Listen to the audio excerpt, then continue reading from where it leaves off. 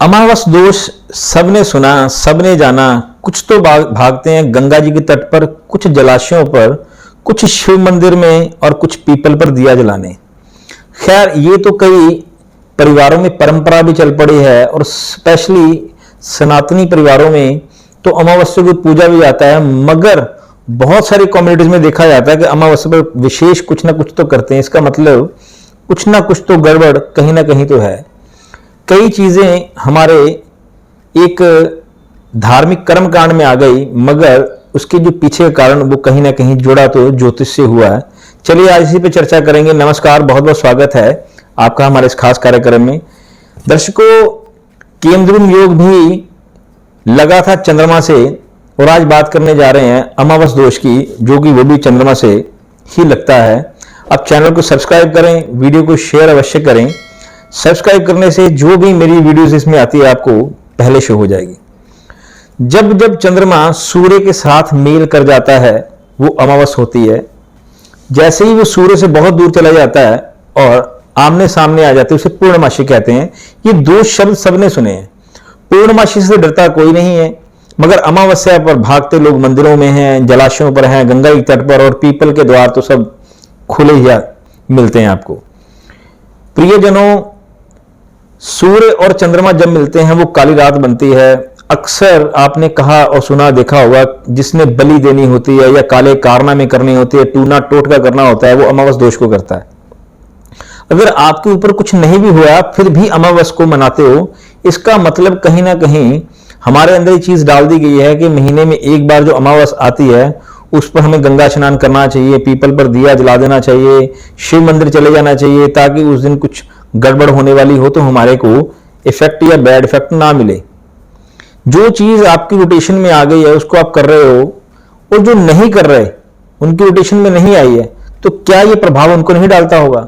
आज हम जन्म कुंडली के हिसाब से जानने की कोशिश करेंगे। कुंडली में आप देखिए कि सूर्य और चंद्रमा जब इकट्ठे होकर जन्म कुंडली के किसी भी एक भाव में बैठ जाएं, उसे कहते हैं कि अमावस दोष। और इसमें कोई दो राय नहीं है, इसको योग बोलते ही नहीं है, क्योंकि जो चीज आपस में मिलकर भस्म हो गई, खत्म हो गई, जिसका प्रभाव खत्म हो गया और उसके बैड इफेक्ट आने शुरू हो गए, उसके अच्छे गुण खत्म होने के बाद वो दोष ही होता है। अगर ये दोष आपके व्यक्तित्व में यानी कि प्रथम भाव में लग जाए तो इंसान चाहे गवर्नमेंट जॉब करता हो, सरकारी नौकरी करता हो, वो शराब पीकर अपनी जिंदगी बर्बाद कर लेता है, तबाह कर लेता है। घर में जितना पैसा आता है वो कर्ज में ही जाता है, आने से पहले कर्ज तैयार होता है।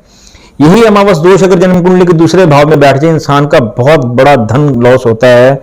उसका धन योग होने के बावजूद भी जितनी तेजी से धन आता है उतनी तेजी से कोई मारकर ले जाता है। अगर यही अमावस दोष जन्म कुंडली के तृतीय भाव में आ जाए तो भाई बंधु ही उसके दुश्मन बन जाते हैं। चतुर्थ भाव पर आने से ही वो माता को कष्ट देता है, या तो माँ का सुख छीन लेता है, या माँ बीमार हो जाती है, या माँ मृत्यु का ग्रास बन जाती है। अगर यही पंचम भाव में लग जाए, ऐसे इंसान कई बार पढ़ लिख तो बहुत अच्छा जाते हैं अकेले बैठ बैठ कर, मगर एक पैसे की भी पढ़ाई का वो लाभ ले ही नहीं पाते। इसी प्रकार से 12वें भाव में घूमता हुआ ये अमावस दोष कहां कहां किस किस को प्रभाव देता है, ये अपने आप में बहुत ही डेंजर है, खतरनाक है। क्योंकि अगर ये कर्म स्थान में लग जाए तो ऐसे इंसान की कई नौकरियां बदल जाती हैं, यहां तक कि पिता भी बदल जाते हैं। हम ये तो अक्सर कहते हैं कि शादी टूट गई, 3 से 4 शादियां हो जाती हैं। एक ये भी योग बन जाता है कि पुत्र को या पुत्री को कई बार एक की जगह 2-2, 3-3 पिताओं का सुख लेना पड़ता है, या कह लीजिए दुख लेना पड़ता है, या कह लीजिए कि उन्हें ये पीड़ा से गुजरना पड़ता है। इसी प्रकार से जन्म कुंडली के जितने अपने अपने घर होते हैं, सबका अपना अपना स्वभाव, कुछ ना कुछ वहां से मिलता है, कुछ ना कुछ वहां से जाता है। ये दोष जहां बैठता है उस चीज को पीड़ित कर देता है। इसलिए जन्म कुंडली में अमावस दोष अगर आपकी बच्चे कुंडली में है, मैं अक्सर कहता हूं कि जिस वक्त में बच्चा छोटा है या पैदाइश होने वाली है या अभी वो टीन एज में है, कम से कम ये जान लें कोई ऐसा दोष तो नहीं है जो इसकी शादी के बाद मिलेगा उसका बुरा फल, या उसकी जवानी में जाके मिलेगा, या उसकी पढ़ाई के एंड में मिलेगा, या उसकी नौकरी की स्टार्टिंग में मिल जाएगा, या उसकी नौकरी के बीच में जाके उसको वो दोष मिलेगा। उस वक्त में जाकर के कई बार इतने सर्कमस्टांसेस बुरे हो जाते हैं कि चाह करके वो सर्कमस्टांसेस ठीक नहीं हो पाते, और फिर हम कहते हैं कि हमने तो किया था, हमें लाभ नहीं मिला, क्योंकि हमने वो समय गवा दिया। इसलिए मैं इतनी समय की अहमियत देता हूं। मैं अक्सर आपको कह चुका हूं कि जो विद्या हल ना दे मैं उसे विद्या नहीं मानता। ये मेरी जिद है। मुझे इतना पता है कि इस विद्या में हल है, बस आपको सही समय का चुनाव करना है।